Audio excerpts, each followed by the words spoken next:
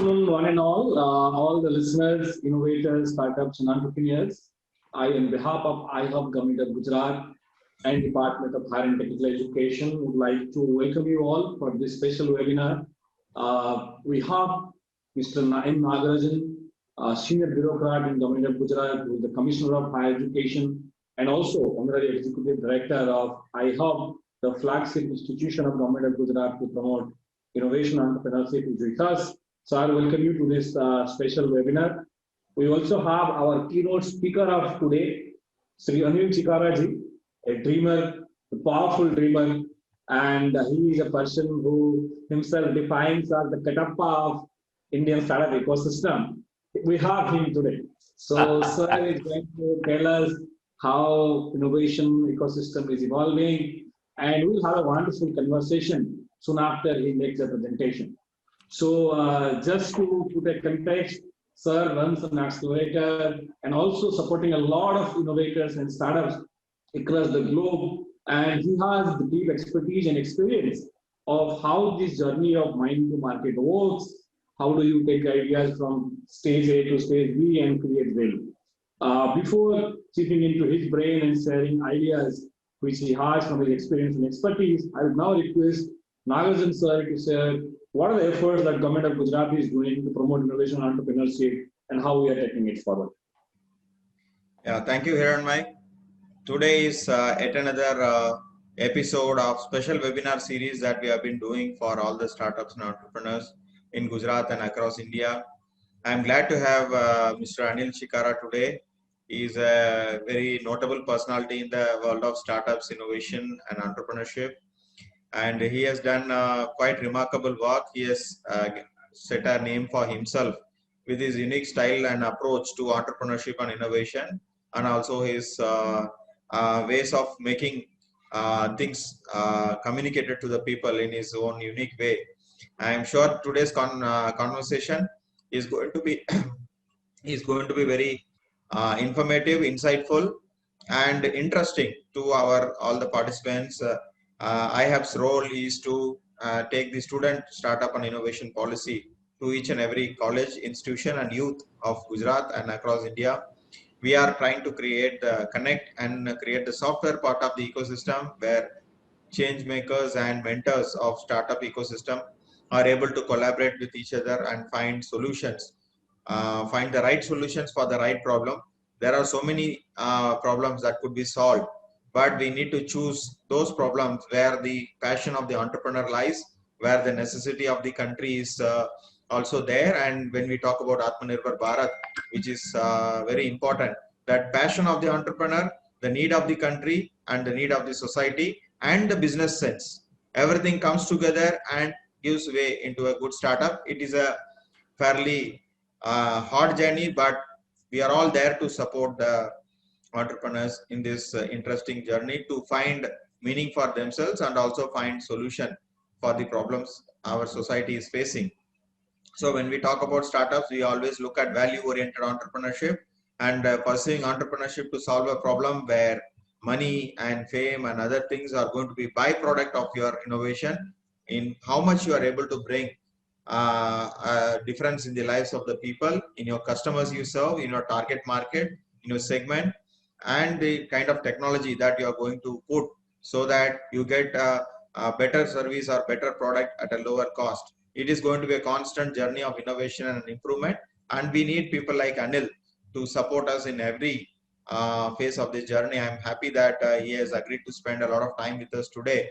And once again, on behalf of iHub and also on behalf of Education Department, Government of Gujarat, I extend a warm welcome to Anilji, and I look forward to a very interesting conversation in this regard. Thank you, Anilji, for joining us today. My pleasure, sir. And I have actually earlier been connected to the Gujarat Startup Hub, and one of the things that I noticed is that in Gujarat, I will not talk about the other states, but in Gujarat, I have seen a lot of startups are connected to the reality or connected to the ground realities. Whereas I'm sitting in Bangalore, so we have a lot of startups here which are more flights of fancy rather than, you know what I mean. So I'll not name them from that perspective. It's my honor and my pleasure to be here. I think you know, since the lockdown came, obviously it has been tough and it has been a challenging time for everybody, both from professionally and personally. But the more I have spent time in the 6-7 months sitting at home, disconnected from Netflix, Prime, and everything, and you know, focusing more on how the new world will be. And the more I'm going through that, and I'm saying, yes, short term we will have problems. We already having problems, but I think long term, if you really look at it, I think this is the best thing that happened to humanity, because the whole perspectives and what is important in life and what really matters and what is fluff, as they call it in startup ecosystem, I think that clarity has come. And combined with this, that the bold, you know, changes that are happening around the world. And I think these changes are, you know, whether we like it or not, everybody has to go through this change, whether it's agriculture, whether it's industry, whether it's supply chain, whichever sector you are, healthcare or hospitality, travel, everything is going through massive change. But there are some governments in the world who are looking at it from a very positive catalyst perspective and saying, hey, can we align some very large structural changes with this, you know, reset of the, I call it the control all del of the, you know, the humanity. I used to work in the old Windows where everything after some time will kind of get frozen. And there's a lot of crap in the RAM, you know what I mean? And then you have to do control all del. And I think that has happened to our world, our humanity. And I'm happy that, you know, our government is aligned with this new reality as compared to a lot of Western governments who are just flailing their arms around and running with, you know, like chickens with head cut. I'm happy that the government is taking some very fundamental reforms at this time, which I believe will have a very ripple effect, not just in agriculture, but a ripple effect on that. So I think this is a great time for that. Thank you, Anilji. I will just add on a couple of lines about you so that the viewers can get an idea who is the speaker of today, though they know you very well. Anilji is an entrepreneur at heart and believer in the power of dreams. So he dreams and he helps people to dream. So all the people who want to dream, you are in the right place today. He wears multiple hats at a time. Executive chairman at GPV, founder and CEO at Blue World Startup Factory, heading the founder and chairperson of Startup India Foundation, and many more. And another good thing about Anilji is, you know, in our life, we either do the journey of a quarter cycle, half cycle. He has done full cycle right now. So what is it, that full cycle? He has been an entrepreneur, he has invested in entrepreneurs, he has exited, and now he's again going to be an entrepreneur. So I think this is a complete cycle, you know, that anybody can emancipate, anybody can really think through how this journey happened. His portfolio startups are over $100 million at Blue World Startup Factory, and an entrepreneur by heart, a dreamer by heart, and again coming to give back in the terms of the new age entrepreneurship is a great thing. He's also closely working with super smart entrepreneurs, innovative teams in his portfolio and outside, and help them build sustainable business models, successful raise investments, and take their ideas ahead. And I was just going through his LinkedIn bio and a couple of other things, and I realized that he has listened to the pitches of more than 2,000-3,000 startups in last 1-2 years in various business plan and other competition. So he is probably one guy who can smartly, quickly tell you how many people are dreaming like you and how your dreams should be more deeper, more distributed, more diverse, and more distinct. So that's what Anil Chikaraji, and welcome sir today. And as Nagaraj sir told, it is always good to have practitioners like you on the forum. And as sir mentioned, we are playing the first layer of the ecosystem building in Gujarat, which comes from the academic system, all universities, incubators and all. In our portfolio, we have been supporting around 100 student entrepreneurs who are yet to get their convocation hat, but they have been there, registered enterprises, couple of $1,000 revenue already. So might not be very big when you look now, but the average mean age of this entrepreneur is not more than 25-year-old. That gives an excitement to look for a new India, new enterprise in India altogether. And in your conversation, in your presentation, also look at how this young generation can take this aspiration and ability forward with a new attitude, with a new aspiration, and make contribution to this entire country. So may I request Anilji to share your presentation now? So, see, I made this presentation to kind of set a context for what discussion we are going to have, because it's very important to set this context, because we are living in a very charged kind of emotional kind of environment. And obviously when people, families go through these challenging times, it takes a toll on us emotionally, and trust in the whole world. Like the way we had taken, you know, science for granted, the way we had taken medical hospitals for granted, and suddenly this, not even a creature, doesn't have a DNA. So this virus comes in and we all have to scurry and, you know, burrow ourselves in our holes. And I think that has been a very humbling experience, as well as a very faith shaking kind of experience. So everybody is right now like, why are they doing this? What are they doing this? You know, and in this time, I thought it's important to set the context on what we are, you know, looking at. Next one, please. So I will not go too many this thing. We know. So a little context here, that I come from a village in Sonipat, which is in Haryana, and my village name is Juan. We have lands. We still have lands there. My dad was the first one from village. He went and joined Air Force. So I've brought up in Air Force camps all over India.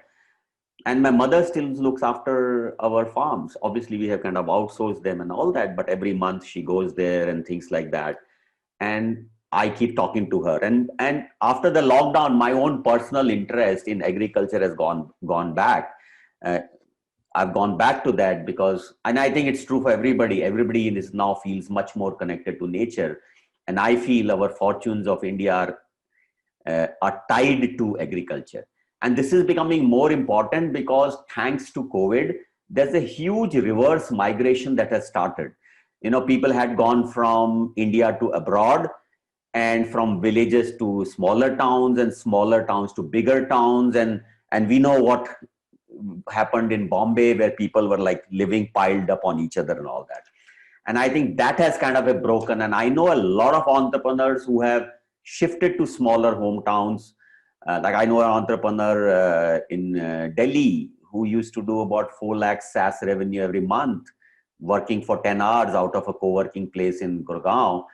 And in the lockdown, he shifted to Karnal, where his parents are. And this 10 hours of work he can now do in just 4 hours. And his 4 lakhs subscription has gone to 12 lakhs. So his cost has come down. So I think the first migrants were the laborers who went there, who did not have the kind of sustaining power. Then the next one are, and it'll kind of keep going up, you know. And like, for example, I sit in Koramangala in Bangalore, and I'm now thinking, why should be I sitting in a crowded place? Maybe I should move out, maybe Mysore, maybe outskirts of Bangalore, maybe Haryana, maybe Goa, wherever, as long as there's good internet connectivity and all. So I think there's a huge migration happening back. And I think that will have a huge impact on agriculture, because now a lot of people like me and all that who are in the cities, and now they're going and living among nature, and they have this better work-life balance. They realize that they just need to maybe spend half the time here doing their work, and the rest of the time they can maybe do farming or whatever they want. And I think so that was my kind of passion coming to that. So there are basically 5 big challenges that we have. You know, I think the biggest challenge is soil degradation, you know, whether it's through the pollution or rains or floods or whatever. 60% of agricultural land is at risk of soil degradation because of poor cropping patterns. It's not about, it's like what kind of crops do you do? Whether they are PNV, as they call it, pulses and vegetables, which is the new thing, or still the paddy or whatever you are doing? How do they change that? And what was the cost, economic cost of this? Almost like $13 billion. 35% of the land, and this is a figure from 2010, was under irrigation, which means there's a 65% land which can be used, but it's not being irrigated because the water resources or whatever this thing. And the biggest challenge I think we have in India is the very small parcel holdings. On an average, a family owns 1.15 hectare, which is like really small as compared to even in Asia Pacific or worldwide. So these are, I think, the big 5 challenges that are facing us. Next, please. If you look at the trends and stuff like that, I will share this presentation, so don't bother about this fine print, but I will kind of read out. Number 1, by 2025, India needs an additional 400 million tons of food to be produced. Now that's a huge number. That's a 5 to 6% CAGR growth in F&B, as they say,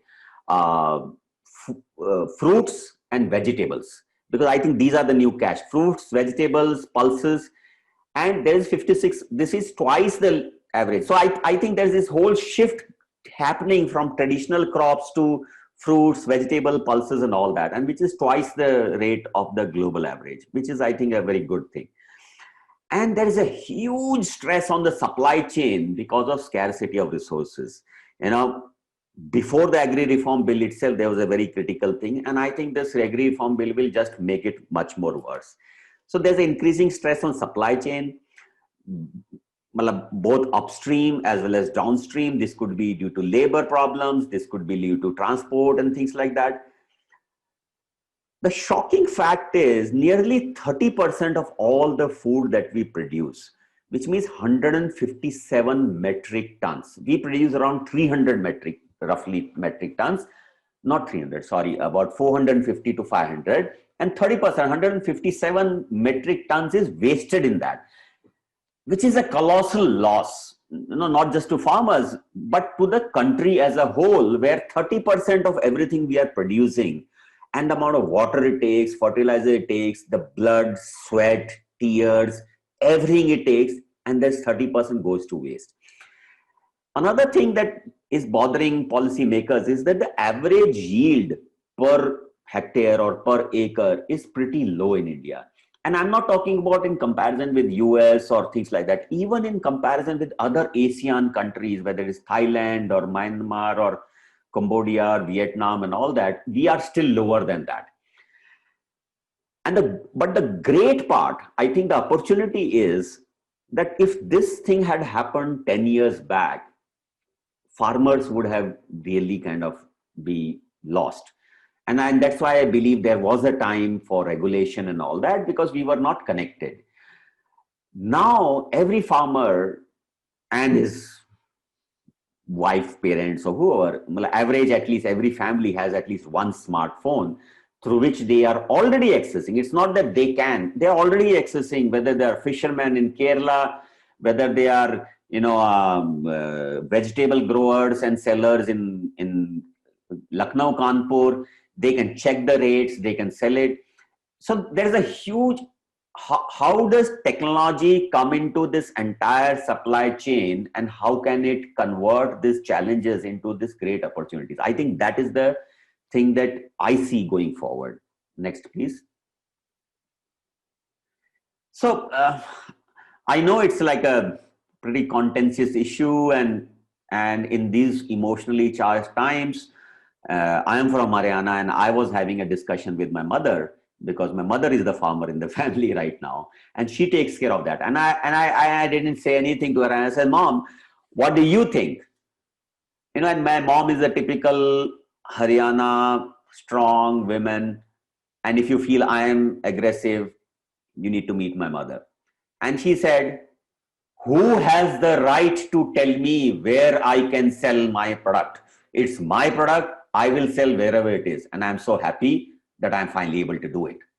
And I'm like, she doesn't know what APMC, she doesn't know all that, because we have outsourced it.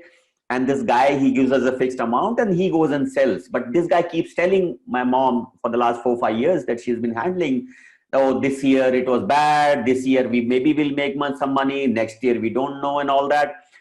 And I think I said, that's it, let me not get into the politics part of it.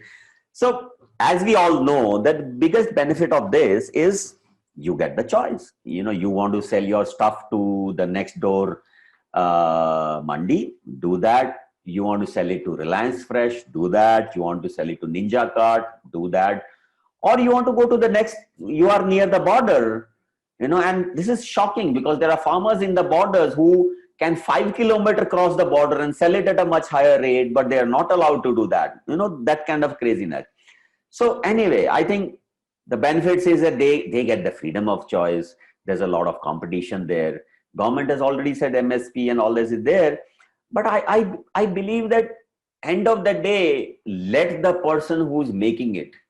And I think gone are the days when we have to assume, you know, everybody says that these farmers will be exploited, and everybody paints this picture of a farmer who's like a bloody idiot, B, totally illiterate, cannot use a mobile phone, cannot use a smartphone, doesn't have the basic common sense to call up and talk. And you could not be further from the truth. If anybody feels that, I would say, whichever city or wherever you are, just drive 100 kilometers into the nearest village, talk to them. And you will realize that the fact that we city guys thought that knowing English means education, that fact has been proven to be the biggest lie there. And you will meet farmers who may not be able to talk in Hindi or English and maybe in the native language, but the wisdom that you see in their eyes, in their thought, in the older people there, I think they get it.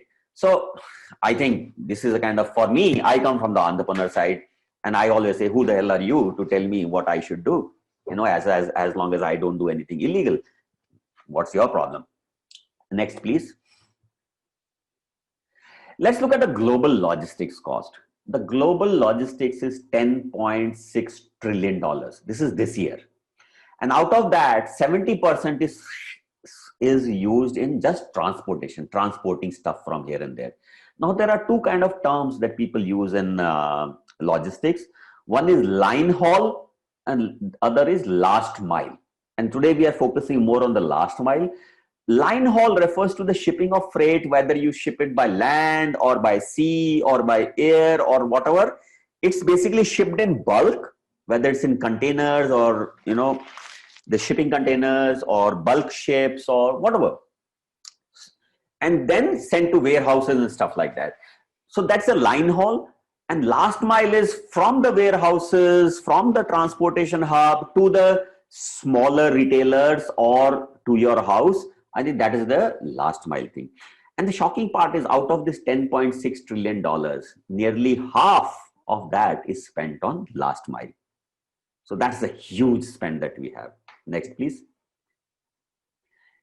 Another thing that we have seen is in India, we get all excited about B2C, you know, Walmart, Flipkart, Amazon, festive season is coming, you know, mobiles being sold in 10 minutes, 1 million mobiles sold and things like that, and full page newspaper ads and stuff like that. And I think that takes a lot of mind share, but people don't realize that the bigger game is the B2B e-commerce.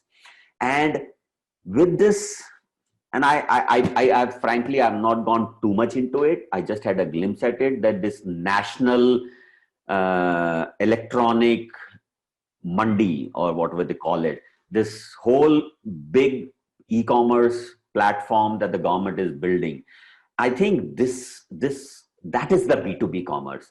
So if you look at B2B commerce, that is 6 times bigger than the B2C commerce and growing at about 300 to 400%. So you can imagine, we are almost making 400-500 metric tons of food every year.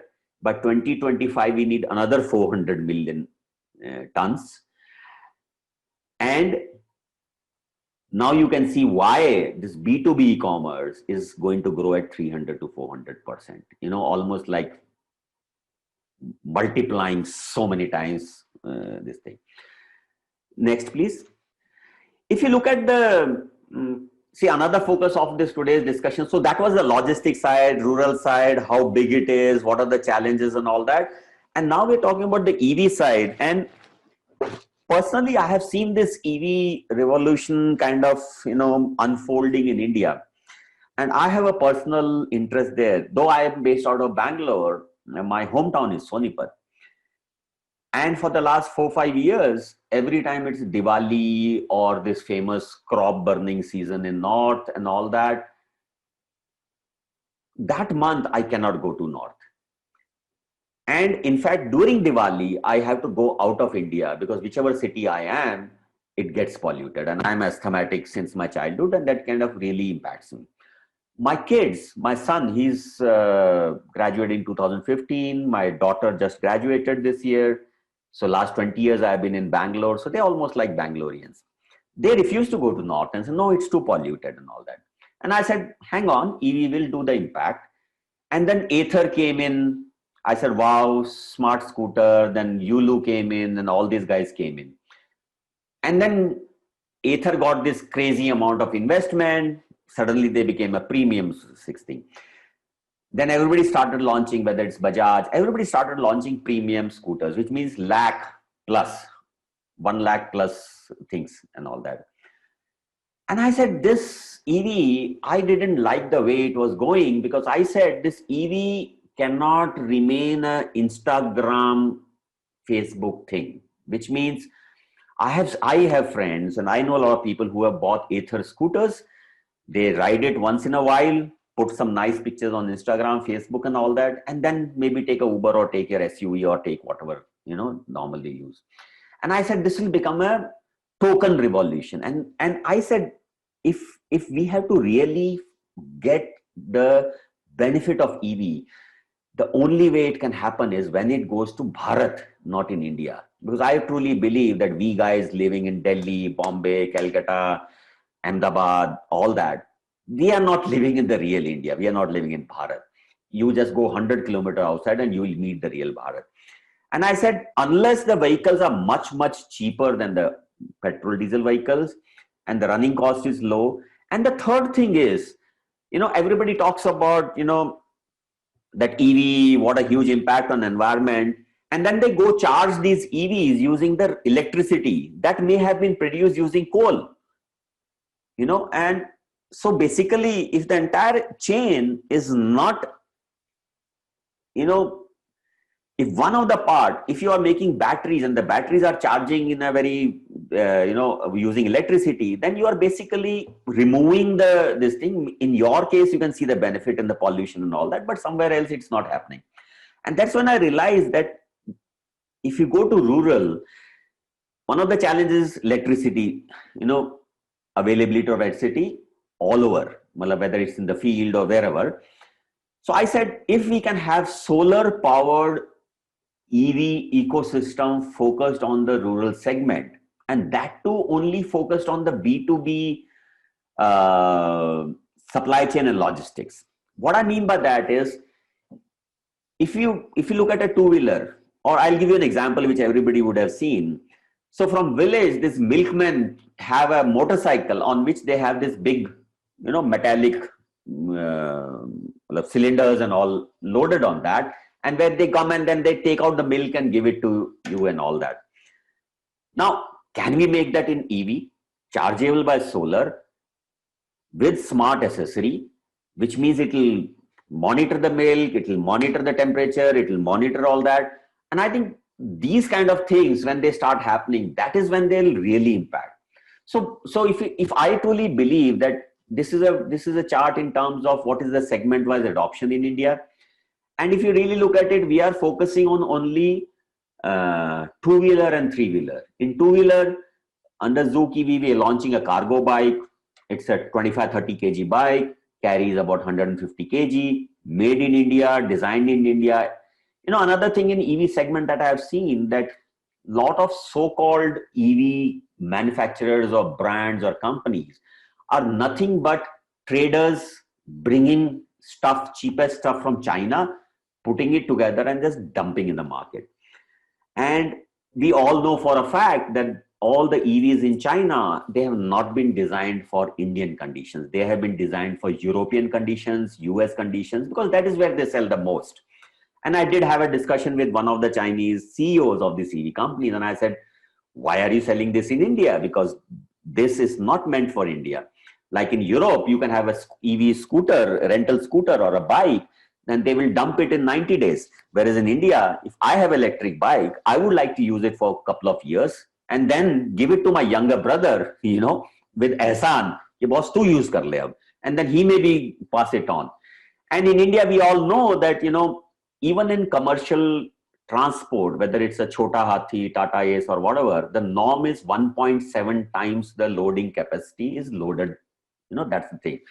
And this guy said, yeah, I know it's not made in this thing. We make it for being disposed in 90 to 180 days. And I said, why are you selling it? Because he said, these guys, they buy it and they are selling it. So I'm a commercial guy. So as long as they buy, I will sell it. And that's when I said, we cannot depend on China for our EV revolution. We cannot get all this. So I'm amazed that today they are selling, look at Yulu, for example. That bike has a battery below. Now, will that work in India? I doubt. The moment you go off-road, the moment you go through one of these nice potholes that are there in every city, and I think it'll boom, that water will go in and things like that. But the Chinese are dumping 5-6 year old technology into India. And I said, no, combined with Make in India, I think time has come where we can make, whether it's a cargo utility bike, whether it's a cargo e-trike or a tricycle, very similar to, when I remember when I was in Delhi, after dinner, we would say, okay, let's go to India Gate to have ice cream. And there would be those carts, selling ice cream, electric, this thing like that. And a three-wheeler, because I think three-wheeler is a kind of really the lifeblood of how people and goods are transported in the last mile in India. So we are launching these kits, which will allow you to take any used end of the life three-wheeler and take that chassis and put this kit and convert it into electric three-wheeler, which will have 200, 300. So we believe that if we have to focus on the rural last mile logistics, entrepreneurs, investors, policymakers, rather than looking at this fancy, scooters and all that, which are made for commute and somehow start getting used for cargo, rather than that, a specific cargo thing, which is charged by solar. And so, like, for example, the cargo bike, we are looking at launching it less than about 777 rupees per month on a rental basis, which is the cheapest. So it's a bike that will be made for people who get up in the morning, have to work all day, whether they're delivery agents, whether they're, gas delivery agents or whatever, they need to work and on a day-to-day basis. So this is a more like a ground level cargo kind of a thing. Next, please. So I will quickly wrap this up. Just a plug-in. Bluebolt Startup Factory. We are a B2B tech startup accelerator, and we have a portfolio now of over $100 million. We had 7 startups in the first cohort, out of which 4 have got funded. One of them had sold his company earlier for $21 million, who doesn't need funding. The third guy is doing well. We are getting 2 or 3 exits, fingers crossed, by end of this financial year. And now, during the lockdown, I said, what do we do? So there are 2 areas we are focusing on. One is the entire supply chain ecosystem, where we have startups like FreightDeck, which is a transport management system, or CNB Tech, which is a ports operating system. Or on the EV side, as I said, Zook, which is a last mile B2B thing. Next, please. So Zook EV, we're not a typical EV company. We are a B2B last mile smart EV logistics company. When I say smart EV, which means it will be a combination of the platform of whether it's a 2-wheeler, 3-wheeler or 4-wheeler. We're also looking at electric pickup trucks next year, combined with smart accessories. Like, for example, I'll give you an example. There is this startup called ZBlocks, ZEDBLOX. They have created this smart accessory for vaccine distribution. So it tracks the temperature, it tracks the humidity, it sends alerts, it has its own battery, and full GPS tracking, checking everything, and a platform where we can say, okay, which vaccine was given to which guy. So we took that, put it on a e-bike, put a canopy on that, put a solar, charging thing. And this has become an independent vaccination bike where Anganwadi workers or healthcare workers, anybody can do it. So similarly, we are looking at milk delivery, smart accessories for milk, smart accessories for, say, laundry, smart accessories for medicines, or things like that combined with that platform. Next, please. Wonderful, Anilji. So you really gave us a broad picture about how the EV ecosystem is evolving, particularly in the context of agriculture, and how last mile interfaces can really take things to forward. Sir, a couple of quick questions. So Gujarat government is one of the first government among the states who has launched a EV policy, because Gujarat has been a hub of auto industry, and now we have a dedicated EV policy, and we are trying to see that we also become not only the source of EV startups, we also become a destination of EV startups to leverage all the support system and infrastructure available. In your context, how does the electric vehicle ecosystem of startups or the market looks like down the line 1 decade? See, if you look at this, this is unlike, say, a mobile phones revolution or things like that.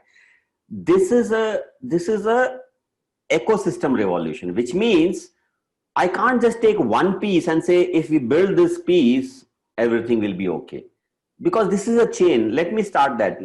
So if you look at, for example, let's start from the batteries side.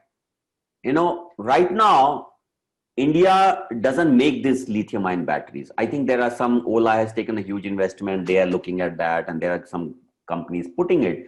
But more all over, I think that's one thing lacking, because there are some rare metals and stuff like that, which I think governments, not just even state governments, the country governments are looking at the next 15, 20, 50-year horizon and securing supplies or making strategic partnerships or alignments and stuff like that.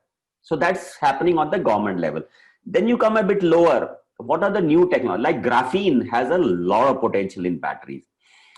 So there are governments which are saying any startup, any R&D, whether it's a DRDO guys or whether it's the startup guys or wherever it comes from, governments are saying, hey, we will give you the grants to do the research, the PhD, R&D and all that, and help you commercialize it. And I think somewhere that is where the government, because the private guys can't do that unless you are because that is a big money and a long gestation period. So I think these are parallel things that need to be started. Then the third thing I believe, and India has a huge advantage. So India has just announced that, the Solar Alliance that, which we are started, and a lot of countries are joining that. I truly believe that unless this entire EV ecosystem is powered by renewable energy, whether it's solar, whether it's wind, whether it's water, unless it's powered by renewable energy, it will not deliver the best benefits that we want it to deliver. Which means, like for example, CEMRI in Odisha has, this institute has made the world's largest solar tree. It's like it kind of opens up like a sunflower and follows the sun during the day, and in the night it closes, and I think 11.2 kilowatt or something. So how can we adopt that technology and put it as a basic infrastructure at the village taluka level? Because I believe that you will have to create these hubs, if for a better word, hubs in each of the taluka and all that. And if I close my eyes and I envisage there's a solar tree and all that, or a solar thing. Then there's this thing where there is a shared mobility. There are local entrepreneurs there. So how will it work in village? It works. The shared economy works. And not everybody has a tractor, but the tractor is available on a daily basis. Things like the diggers or whatever you want. And the same thing will go with EVs, where somebody has this to sell his produce and go to the 200 kilometer far away mandi or somewhere else, but he can't afford to buy a three-wheeler or buy a tricycle and keep it. But a tricycle will cost maybe 200 rupees a day. as compared to him hiring a chota hathi, which, see, the biggest challenge in this reforms is that on one side, the farmer is getting freedom to sell to whoever. But on the other side, the cost of last mile logistics in India is one of the most expensive ones, even in ASEAN countries, forget the Western world. And somewhere that cost of transportation will start nullifying the benefit that this guy gets for selling at maybe a 20% more than what he could do that. And I think EV can help there in a shared economy and things like that. So the government, and it's also focused on employability, where we're saying, hey, if there's a local panchayat or a local entrepreneur or self-help group or whoever is there at the village panchayat level, if they can take ownership of this and then become not just a place where they can rent it out, place where we'll be charging infrastructure, batteries, swap in, swap out, solar thing on the top, but also act as a sales channel, which means that anybody wants to say, hey, I want to buy it on a a loan basis. They should be able to give them the financing. So they should have in the back end tie-ups with all the banks or subsidy, because you can't expect a farmer to know all that. They need to come to this hub, to this entrepreneur who's a EV solar entrepreneur, and he has all the forms. Everything is online now. So he fills it up and he gets it. And that hub becomes also the place where farmers community, see, end of the day, there is also a community building where, see, farmers may, more than the theoretical stuff you tell them, it's what they see is what they believe. So the first year is always tough. And if the first year only some farmers will use it, but when they get the benefit, the next year, everybody will want to do it. And I think that is a good thing and a bad thing, because that's what causes glut in all our crops, but that's a different this thing. So I'm saying that government has to work more as a facilitator. See, personally, I feel that the government should not be giving money, because giving money to somebody is maybe a short-term thing, but not a long-term thing. But being a facilitator, see, when you are setting up charging infrastructure, this is like I'm setting up the pipelines for the next 10, 15 years. This is like setting up electricity grid. Now I'm creating a solar grid. And from that, I can pump it back into the electricity grid if required, or take from the electricity grid, depending on if it's raining and stuff like that. So I think there is a chance where the government can put all this, and even without spending capex, in a zero capex model, they can roll this out. I hope that answers your question.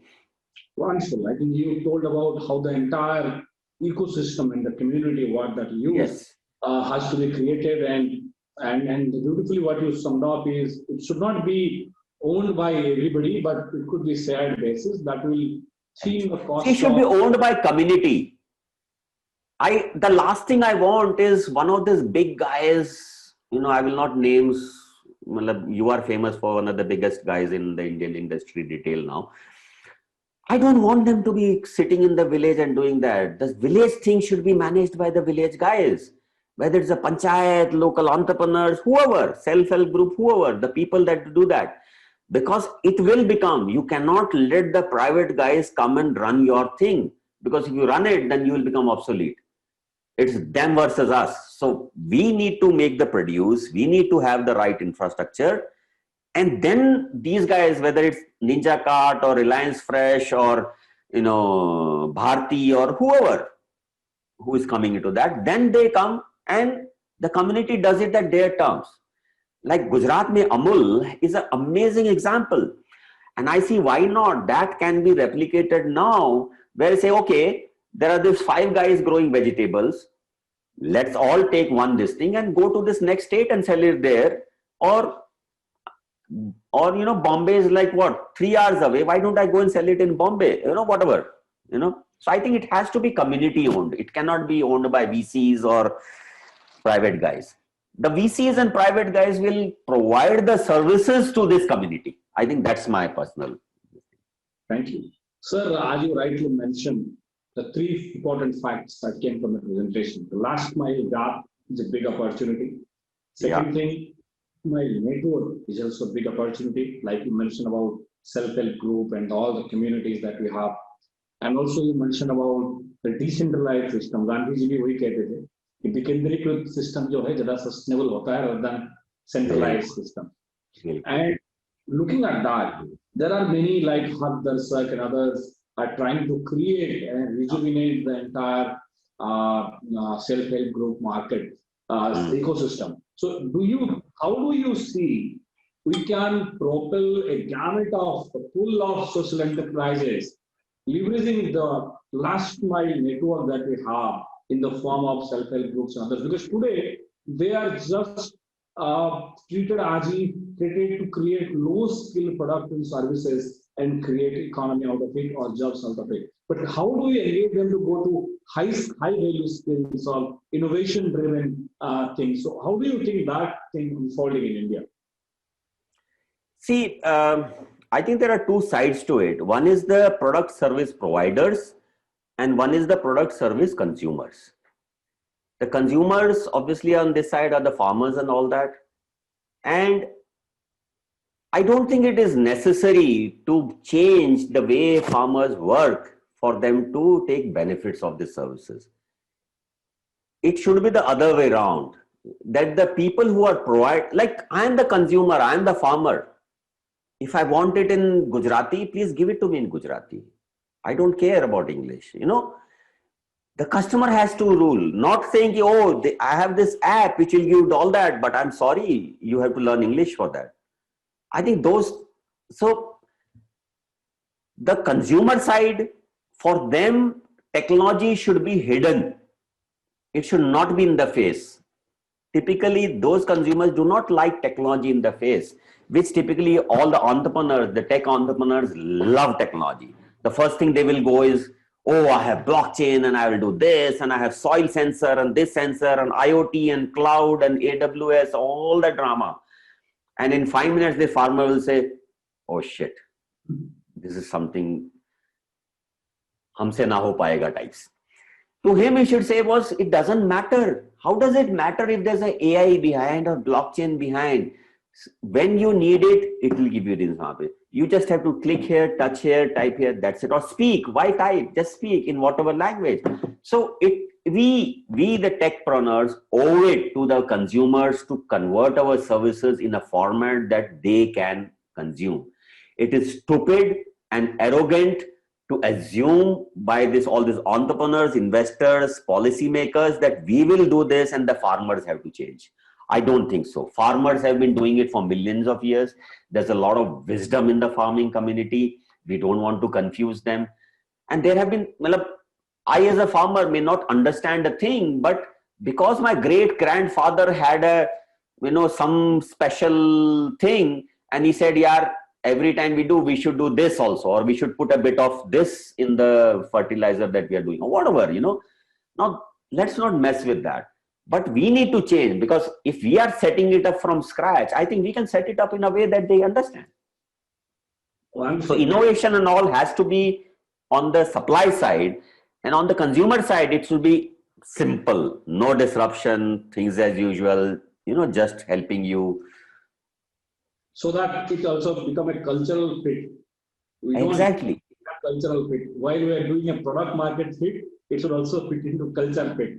Exactly. See, we have realized here, any technology or whatever which is alien, we may use it for some time because it's cool or it's hot or my friends are using it, but वो चलेगा नहीं, slowly it will go away. Wonderful. Sir, अगर agree reforms की बात हो रही है तो हाँ जी, एक स्टार्टअप इकोसिस्टम जो है अभी हाँ जी, कॉन्टेक्स्ट में, तो how does it look like from your perspective? और जो ज्यादातर जो साधन उपलब्ध है, ज्यादातर जो फंड्स उपलब्ध है, वो B2B की तरफ है कि B2C की तरफ है? क्या होना चाहिए और क्या होना है? देखो, जहां तक कि रूरल सप्लाई चेन की बात है, इतनी बड़ी मार्केट है कि जैसे Ninjacart is there, but Ninjacart काफी फंडिंग मिली है, वो आई थिंक यूनिकॉर्न हो गया है या होने वाला है, I am not sure, but India can have 100 such unicorns because India is so big. You could have a unicorn which just focuses on pulses, somebody who focuses just on cotton, somebody who focuses on vegetables, somebody who focuses on high-end vegetables, somebody who focuses on mushrooms and stuff like that. You know, I have been talking to entrepreneurs in Northeast. The herbs, like for example, curcumin or turmeric, black turmeric, ginger. You know, there are special herbs and natural produce there which are much better than what is available in the market. There's no packaging, there is no proper marketing, branding, you know, that usual story and all that. I still remember there was this event in Pune which I had gone to, and I think it was YES Summit, youth or something, and they had a lot of rural entrepreneurs there. And I met this bunch of 4-5 women, all in their 50s, 60s kind of a thing, old, typical, you know, you see this in villages, wise old women, when you see there is a weather-beaten face and they have been there, seen that, the whole world, and you say, look, she knows what she's doing. And these guys, they were growing, how do you pronounce, quinoa, Quinoa, some seed, superfood it's called. And they were growing very high quality quinoa. And they said, we make this, but we have no clue how to sell it. What should we do? Should we put a brand? Should we put it in a plastic packet or a box? Or how do we sell it? And I said, oh, I will help them. But then I said, I can't do this. How many things I can do? But you know, and this is like 4 years back. There are a lot of people doing very special farming and all that, limited, whether it's coffee, whether it's tea, whether it's spices, whether it's, you know, herbs and things like that. But they are deprived of this because they don't know that whole the marketing thing. So I think once this thing opens up, it will add a whole lot of services on top of it. There are companies now who are offering warehouses, like Airbnb of warehouses. So you have a garage free, you rent it out to them, they will put it on there, this thing that becomes a small micro warehouse. And because, you know, the other problem is the cold storage chain. We all know it's in really bad shape. Where will the farmers store it? Then again, the same guys who have the money will kind of hoard it, and the farmers, you know, that kind of a thing. So I see, the more I think about it and the more I get into that, everywhere I see opportunities. Because see, this lockdown has made sure that whether we like it or not, we know how to transact online. I think that is the biggest thing that has happened. The push towards digitalization, that this lockdown has done. I think we startup now, we have this favorite word called disruption. And you know, I'm sure you meet all the startups like, we'll disrupt the sector, we'll disrupt this. Investors love it. We all fall in love with disruption. And here's the God or universe or whatever you believe in. They said, here's the mother of all disruptions. I'm going to disrupt the entire humanity, and boom. Now suddenly the big companies who have a lot of employees, big campus, officers and stuff, they are stuck because that is now become baggage. But if you look at an entrepreneur today, for an entrepreneur, the playing field is leveled now. You are APMC, you are this big minister controlling all the agricultural thing, past. Now you can go in. So I think this whole digitization drive, people ability to do everything online, working through apps. I think the e-commerce, the biggest growth is happening in rural area e-commerce. People are buying white goods and stuff like that. They're expecting in India, during the lockdown, the cities are all in bad shape. Salaries have been cut and somebody is having 70% salary, somebody has lost a job. But I was talking to farmers in Haryana and Punjab, and they are so happy because they have had bumper crops this year. So this is like, who's the poor guy, who's the rich guy? You know, suddenly the whole thing has changed. We the city guys will say, this poor farmers, we know what we have. And we are like, fuck, income tax-free income. They're doing so much. I need to become a farmer. You know what I mean? So I think there is suddenly this reverse migration, digitization and all that.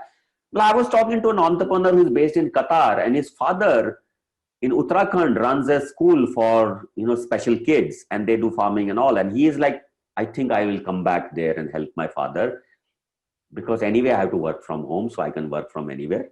Doesn't matter. So imagine there are all these brilliant guys, this thing, techies, they're all moving to smaller towns or moving to their families and stuff like that. What is the effect it will have? Because all these guys going to smaller cities and villages will expect the same thing. So we know that if a product sells for 100 rupees to the end consumer, the farmer gets what, 20 rupees or 30 rupees or something like that, right? Imagine he gets 10 rupees extra. Instead of 20 rupees, he gets 30, or instead of 30, he gets 40. What is the ripple effect that's going to have on the local economy, in the schools, in infrastructure, in entertainment, in local events, in, when the farmer is getting uplifted, they want a better life for their kids, for their families, for their facilities, and this is all B2C Kani. And so one of my mentors said, Anil, the best thing you can do now, if you have an apartment in a city, just sell it. And using that, go to a small town and buy 10, 15 apartments in the same cost, because all these families who are going back, their kids want to live in apartments. They will not go, you as a guy may go and live in that old village house because there is a certain emotions with you, but these kids will not live. They want proper apartments with proper security, with Dunzo, with Swiggy and whatever you have, right?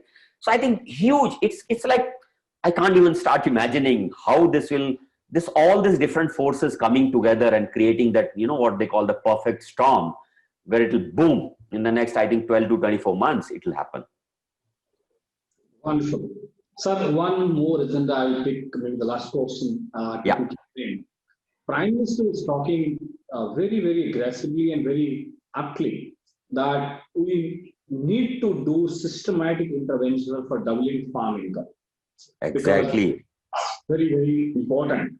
And we believe that cannot happen only by the entitlement-based approach. It must have an entrepreneurial approach.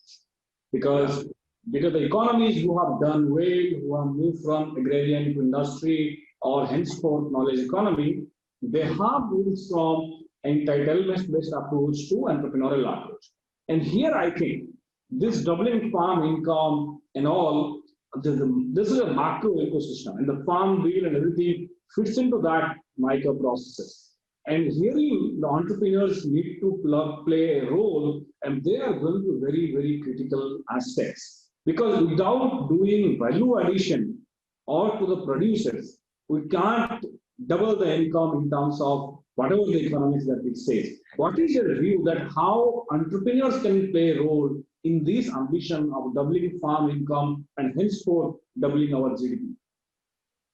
See, one of the fears that I see of these reforms happening, and I'm happy it is happening at a time when the startup ecosystem may not be very strong, but it's there. If the same thing had happened and we didn't have startups, all it would have done is shifted the power from the government APMCs to the large corporate houses, and that was one of the biggest fear, and a lot of people still have that fear, but I think it's unfounded at this stage. Because the amount of investment that is happening in the supply chain logistics sector, it's not funny. The amount of money that is coming into India. See, look at this. World over, which are the big markets which are growing fast? Big market. Only two, China and India. China, we all know, is closed. And even if they let you in, they can fuck you and send you out overnight. So, so China is like that, but India is a huge market, very open market, and it's a kind of a distributed market, which means I can have one unicorn just in Gujarat, one in Haryana, 5 in UP, things like that, or commodities, and they all kind of working together. So I think good thing is, if for large investors worldwide, whether they are funds or fund of funds and all that, the big ticket investment opportunity is no longer in China, because China is going to its own destructive path that they have chosen. But it's in India, and India, everybody sees it as a huge market. So one is the money is there. Another thing that has happened in the last 2-3 years, entrepreneurship has gone into tier 3, tier 4 towns. I remember 4 years back, and you said that I have gone through some 3,000, 4,000 pitches. And the reason is there was this startup reality show, Hausle Ki Udaan, where we went to 10 cities, and each city we had 50 entrepreneurs come and give a pitch. And it was a typical, TV drama where I would, ask them very uncomfortable questions. And if they were stupid, I would just practically throw them out. I said, get lost, don't waste our time. And there would be hangama and the director, the typical stuff. But what I saw was, and what I realized is there are a lot of amazing entrepreneurs who are living under this false assumption that unless I can pitch in English, I can't even go and talk to investors. And I'm like, that is a really stupid thing.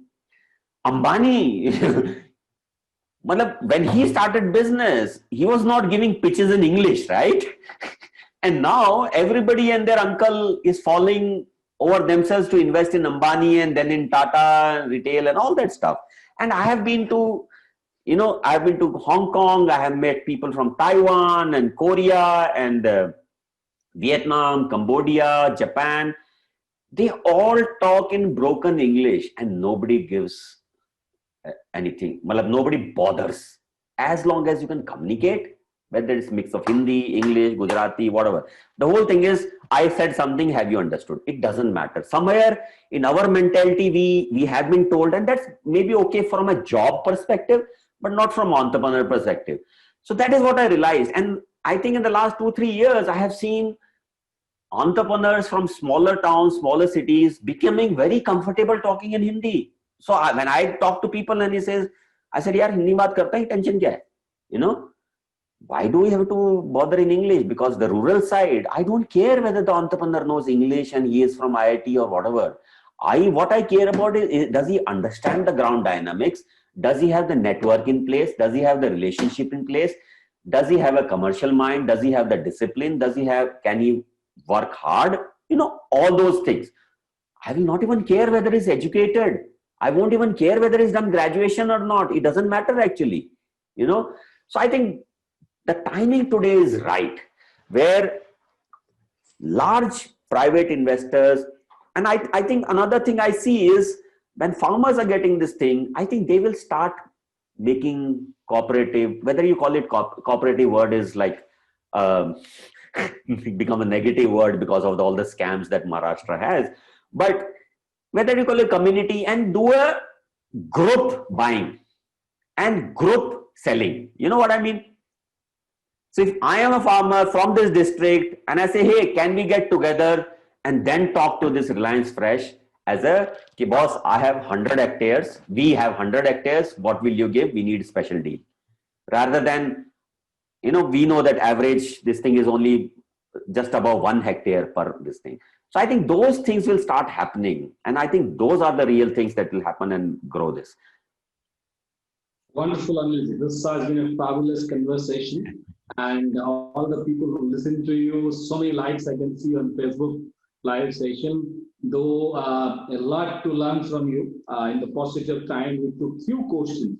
But as we started the conversation, you are a dreamer, you have dreams, and you led many others to start dreaming during the last 1 hour of the conversation. And I hope so. And that is a really important fact. I thank you for finding time and interact with the Gujarat Innovation and Startup ecosystem.